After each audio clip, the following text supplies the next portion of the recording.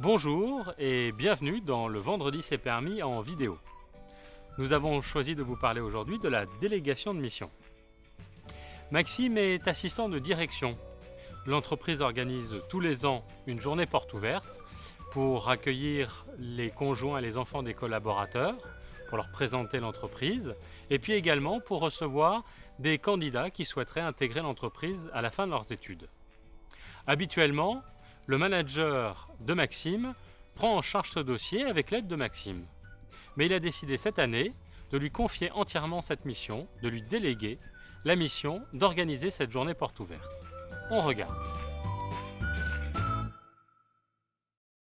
Maxime, Oui, Auguste. j'ai voulu te voir ce matin car je repensais à ce que tu m'as dit lors de ton entretien d'évaluation il y a quelques mois, tu te souviens? Oui, Tu m'avais dit.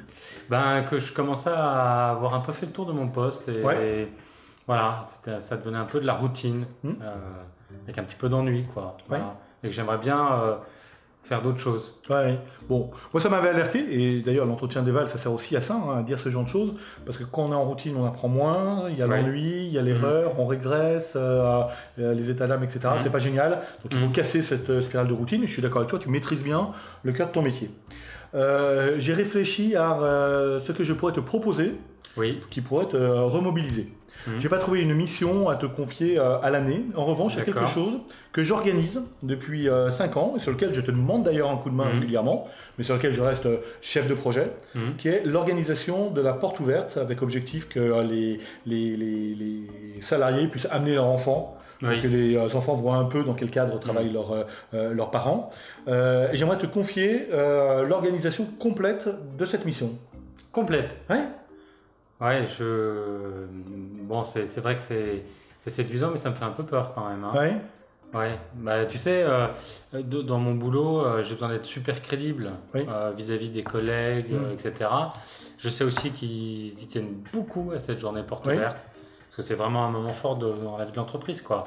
Et si je me loupe, j'ai peur de me discréditer, quoi, auprès des collègues. D'accord.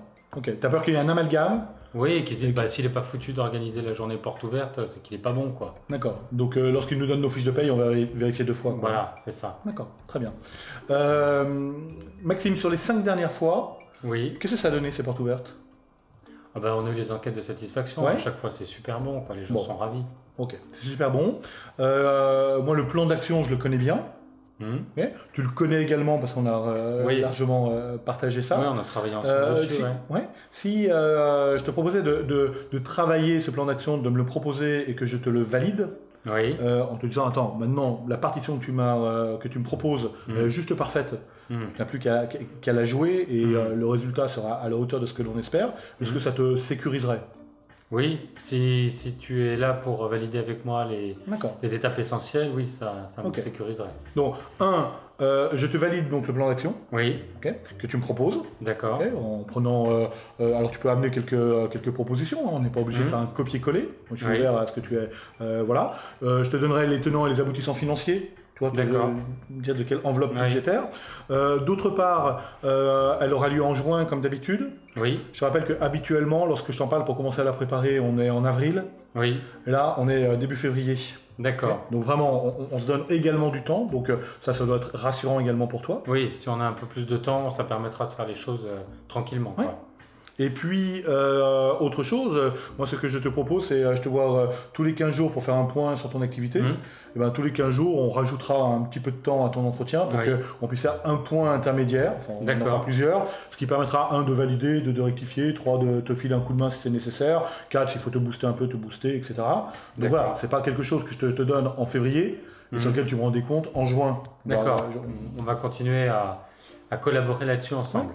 Bon, bah, ça me rassure quand même, parce que au début je pensais que tu voulais me laisser tout seul sur le truc du début jusqu'à la fin et je me sentais pas très à l'aise. Un petit Maxime abandonné, quoi.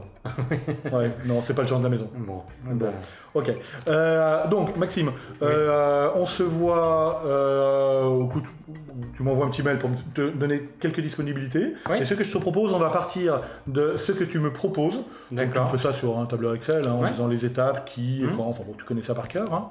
Voilà. D'accord. Et puis moi, je t'envoie avant la fin de l'après-midi quand même un mail pour te valider le budget D'accord, oui, que Parce je que sache. ouais, je fais un ratio par rapport aux effectifs, et comme là on est un petit peu plus nombreux que l'année dernière, Oui, il est probable qu'on augmente un petit peu le budget, d'accord. mais ramener aux têtes des piles, ça sera un peu la même chose. Hein. Ok, Ok. d'accord, très bien. Bon, Maxime, je te laisse poursuivre ta journée, et puis à plus tard. D'accord, merci. À Salut. plus tard.